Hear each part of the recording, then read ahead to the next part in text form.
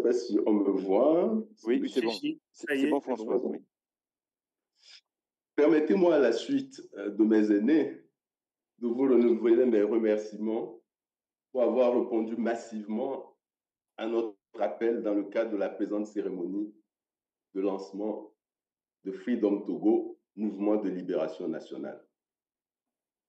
L'objectif de Freedom Togo est de fédérer toutes les énergies, les ressources pour la libération du Togo, qui, comme vous le savez, est géré depuis des décennies par une dictature héréditaire.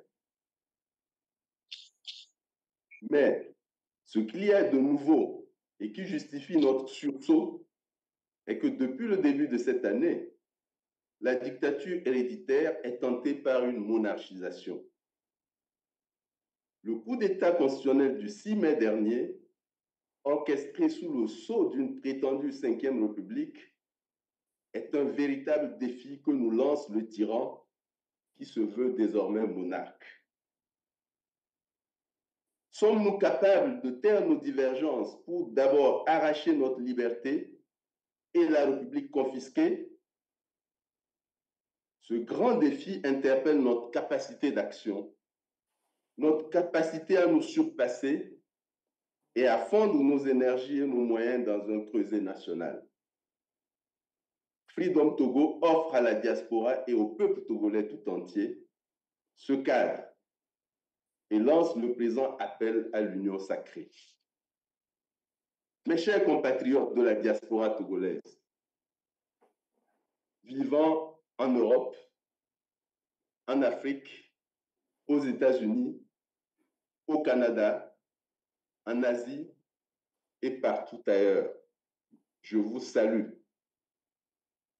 Mes chers compatriotes du Togo, vous qui êtes restés au pays et vivez au quotidien les affres d'une dictature implacable, avec son lot de misère, de persécutions et d'atteintes aux libertés, vous qui êtes contraints aux sacrifices les plus insoutenables pour votre survie, recevez notre encouragement à la résistance citoyenne, à l'abnégation avec l'espoir que nous parviendrons bientôt à libérer notre chère patrie et à la mettre sur l'orbite de la reconstruction et de la prospérité qu'elle mérite. Chers amis du Togo, vous qui êtes si attachés à notre pays et qui, en dépit de sa longue et continuelle traversée de désert, continuez à faire confiance à notre pays, à sa capacité et à son génie. Vous qui savez pertinemment que nulle part au monde, la liberté n'est jamais servie telle une charte octroyée. Vous qui savez mieux que quiconque que la liberté ne se donne jamais, mais qu'elle s'arrache. Je vous souhaite la bienvenue parmi nous. Je peux vous rassurer, pour reprendre les paroles du grand Mandela, que notre marche vers la liberté est irrésistible. Nous ne devons pas laisser la peur nous barrer la route. Togolaises, Togolais, ainsi que vous le savez, l'histoire de la terre de nos aïeux, avant la période coloniale, est celle des peuples qui cherchaient la sécurité et la liberté. Sous le joug colonial allemand puis français, cette histoire a été brisée. Les espoirs nés de l'indépendance du 27 avril 1960 nous avaient galvanisés. Nous étions forts, paisibles et joyeux, cultivant vertu et vaillance. Mais ces espoirs ont très peu duré. Ils ont été assassinés, trahis et se sont mués en cauchemars. Les rares lueurs observées au cours de la décennie 90 ont été elles aussi étouffées. Pour autant, le peuple togolais n'a jamais renoncé à sa quête de liberté et de prospérité. Alors que nos cœurs soupirent toujours vers la liberté, aujourd'hui un tyran nous humilie, insulte nos intelligences et nous défie. En 2005, une mascarade électorale dont les images furent la risée du monde entier a été organisée pour l'installer. En massacrant 1 millier de nos compatriotes pour capter le pouvoir qu'il voulait hériter de son père, l'apprenti tyran expliquait benoîtement Papa m'a dit de ne pas laisser le pouvoir m'échapper au risque de ne plus jamais le retrouver. Convaincu, il a enchaîné grâce à la répression et à la fraude 4 mandats sans amorcer le moindre développement social et économique nécessaire à la stabilité politique du Togo. Son bilan parle pour lui et confirme le fait qu'en presque 20 ans, il a passé d'apprenti tyran à tyran. Les leaders d'opinion, les activistes des droits de l'homme, les hommes politiques sont pourchassés, arbitrairement embastillés ou contraints à l'exil. Le tissu social est délabré et les inégalités sociales sont abyssales. Les hôpitaux sont des mouroirs, les écoles sont laissées à elles-mêmes et les 2 universités qui existaient avant son accession au pouvoir ne produisent que de masses de diplômés contraints au chômage. Notre jeunesse tente à l'étranger la possibilité d'une vie décente. Notre économie ploie sous des dettes improductives.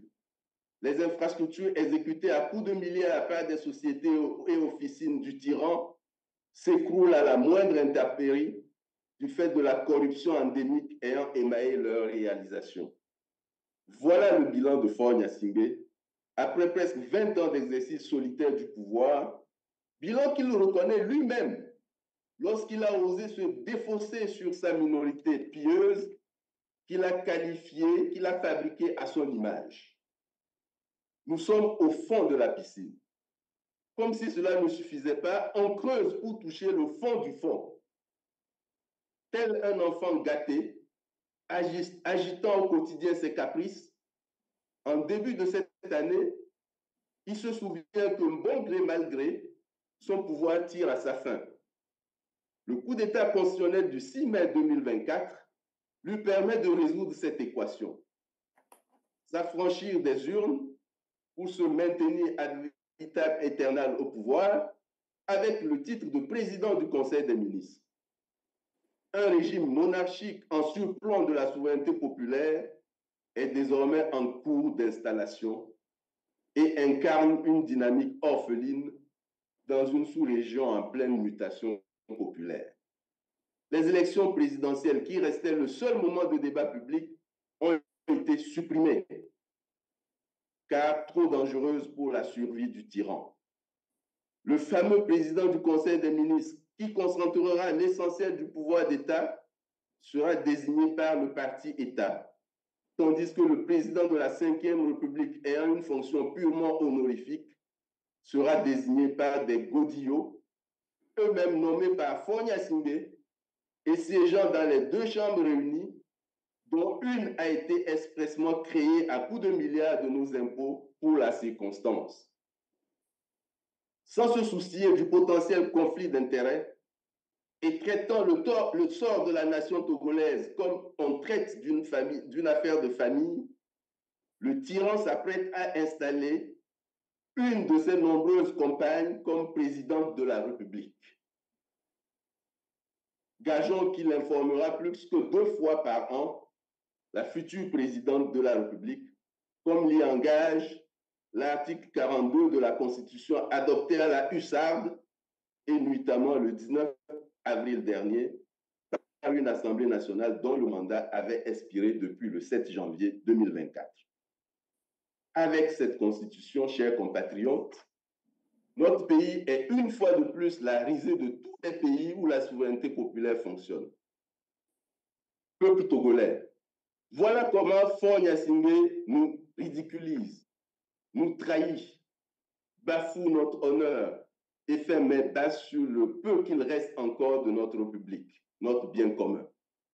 Jusqu'où allons-nous le laisser faire? Le temps est enfin venu de nous rendre compte de la dérive monarchique de Faure Gnassingbé. Il est temps de nous rassembler pour achever la lutte. Désormais, la patrie nous appelle à l'union. Patriotes togolais de tous bords, soyons les artisans de notre bonheur. Freedom Togo prend l'engagement de lutter pour mettre fin à la monarchisation en cours de notre pays. reconstruire notre pays en l'engageant sur la voie de la justice, de l'état de droit, de la réconciliation, de redonner espoir et des moyens à la jeunesse pour faire triompher enfin le génie togolais et placer notre beau pays sur l'orbite de la prospérité, avec à la clé son développement économique, social et culturel. Voilà l'offre politique que Freedom Togo fait ce jour. Cette offre politique fait appel avant tout à notre mobilisation et à notre détermination. Je vous remercie de votre aimable attention.